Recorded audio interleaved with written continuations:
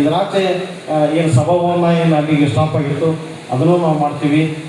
ಇದರ ಜೊತೆಗೆ ಮಲ್ಲನಗೌಡರು ಅಂತವರು ನಮ್ಮ ಡಾಕ್ಟರು ಮತ್ತು ಅನುಗ್ರಹ ಹಾಸ್ಪಿಟ್ಲವರು ಎಲ್ಲರೂ ಸೇರಿ ಒಟ್ಟಾಗಿ ಮಾಡೋಣ.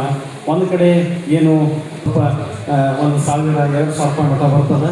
ಅದು ಬೋಲ್ಡ್ ಡೆನ್ಸಿಟಿ ಅನ್ನೋದು ಹೆಚ್ಚಾಗಿ ಮಹಿಳೆಯರಲ್ಲಿ ಕಾಣಿಸ್ಕೊಳ್ತದೆ. ಇವತ್ತು 35-40 ಇಲ್ಲರಿ ಪತ್ರಕರ್ತರಿಗೆ ಫಸ್ಟ್ ಲಿವರ್ ಟೆಸ್ಟ್ ಮಾಡಬೇಕು.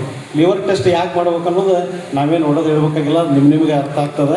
ಅಧಿಕಾರಿಗಳು, ಸದಸ್ಯರು, ನಗರ ಭಾಗದ ಪದಾಧಿಕಾರಿಗಳು, ಸದಸ್ಯರು ಎಲ್ಲರೂ ಅದರಲ್ಲಿ ಆಸಕ್ತಿಯಿಂದ ಭಾಗವಹಿಸಿ ನಿಮ್ಮ ಹಂತ ಹಂತವಾಗಿ ನಾವು ತಾಲೂಕುಗಳನ್ನು ಗುರುತ ಮಾಡ್ತೀವಿ. ಆ ನಿಗದಿತ ಟೈಮಿಗೆ ದಯಮಾಡಿ ಬರಬೇಕು.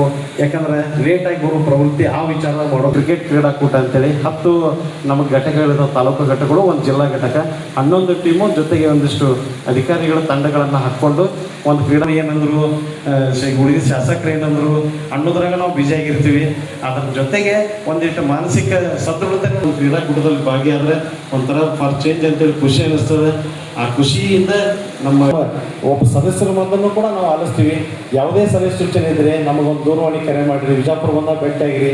ಸಭೆಯೊಳಗೆ ವಿಠಲ್ ದೊಂಡಿಬಾ ಕಟಕದೊಂದು ಮಾನ್ಯ ಶಾಸಕರು ನಾಗಠಾಣ್ ಮತಕ್ಷೇತ್ರ, ಹಾಗೆ ಶ್ರೀತಾ ಮಡಿವಾಳಪ್ಪ ಎಸ್ ಕರಡಿ, ಡಾಕ್ಟರ್ ಗಂಗಾಧರ ಸಂಬಂಧಿಯವರನ್ನು ಒಳಗೊಂಡು ವೇದಿಕೆಯಲ್ಲಿ ಉಪಸ್ಥಿತಿಸುವ ಮೂಲಕ ಕಾರ್ಯಕ್ರಮದ ಉದ್ಘಾಟನೆಯನ್ನು ನೆರವೇರಿಸ್ತಾ ಇದ್ದಾರೆ. ತಮ್ಮೆಲ್ಲರ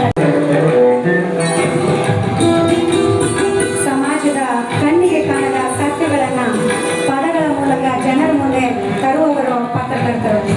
ಅವರ ಪೆನ್ನು ಕೇವಲ ಬರಹವಲ್ಲ, ಅದು ಸಮಾಜದ ಧ್ವನಿಯಾಗಿ ನಮ್ಮೆಲ್ಲರ ಸಮಾಜದ ನಡೆಯುವ ಸಂಕಲ್ಪ. ಇವೆಲ್ಲವೂ ಸೇರಿದಾಗ ಒಬ್ಬ ಪತ್ರಕರ್ತ ಜನ್ಮ ತಾಳ್ತಾನೆ.